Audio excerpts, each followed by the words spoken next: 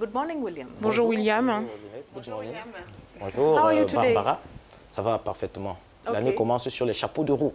What's that supposed to mean? I haven't understood. Chapeau de roue, c'est-à-dire que ça commence très bien. Everything is okay. Everything is fine. Perfect. Yeah. So today, William, you're in your segment. Alors aujourd'hui, William, vous nous posez la question de savoir si 2018 verra le bout du tunnel de la chute des cours du pétrole. Pensez-vous que 2018 sera l'année de la reprise après 3 années difficiles? Difficult 3 years regarding the fall of global oil prices. Oui, Linette, d'ailleurs, le pétrole n'a pas attendu le jour de l'an pour montrer qu'il va être une valeur sûre de la reprise des économies du continent pendant l'année qui vient de s'ouvrir. Le prix du baril de Brent était évalué à 66,62 $ le 1er janvier dernier, après avoir franchi le seuil symbolique des 60 $ en novembre 2016. Et tout porte à croire que cette croissance va se poursuivre. Ils sont nombreux les experts qui croient à un baril de Brent à plus de 70 $ au cours de cette année. De bon augure donc pour les économies du continent qui comptent principalement sur les revenus pétroliers pour soutenir leur croissance. C'est notamment le cas du Nigeria, mais aussi de l'Angola, de la Guinée équatoriale, du Congo, du Gabon, du Tchad et dans une moindre mesure du Cameroun. Dites-nous, William, comment est-ce qu'on peut savoir que cette hausse des prix du pétrole ne va pas se dégonfler comme en 2014 ?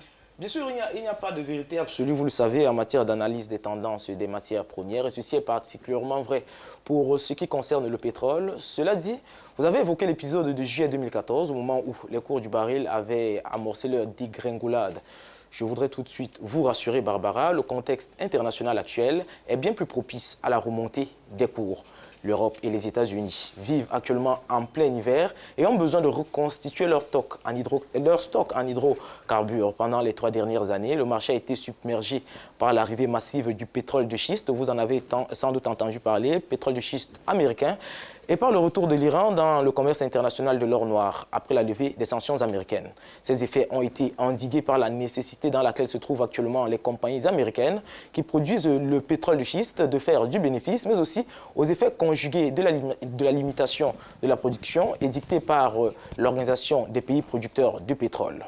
So, William, if the donc, reprise des cours du pétrole, d'accord, mais est-ce que cela va se traduire par la reprise de la croissance économique en Afrique? La réponse à cette question, Linette, est oui. Le Nigeria et l'Angola, 2 des 3 premières économies du continent, vont profiter de la bonne santé de l'or noir. Je rappelle que le Nigeria a, pendant quelques mois, perdu sa place de première économie du continent et que le pays a été précipité dans la récession à la suite d'un marché du pétrole trop frileux. Récession aussi en 2016 pour l'Angola, qui a parvenu à faire 1,1% de croissance en 2017. En décembre dernier, le FMI s'est dit optimiste pour la reprise d'une croissance plus soutenue au cours de cette année en Angola. En plus du Nigeria et de l'Angola, j'ai parlé tout à l'heure des pays de la CEMAC, pour qui le pétrole est souvent la principale ressource à l'exportation. Et pour élargir un peu notre champ d'horizon, notons aussi les prévisions de bonne santé pour les autres matières premières minérales qui ont aussi souffert d'une baisse des cours. Sur l'ensemble de l'année 2017, les prix des matières premières ont connu une forte hausse. Ils s'évaluaient à plus 13,5% en moyenne sur l'ensemble de l'année, selon le magazine français Capital. C'était la chronique business et vous le savez, je suis William Baïha. Merci William. Bonne nouvelle donc. Thank you very much, William.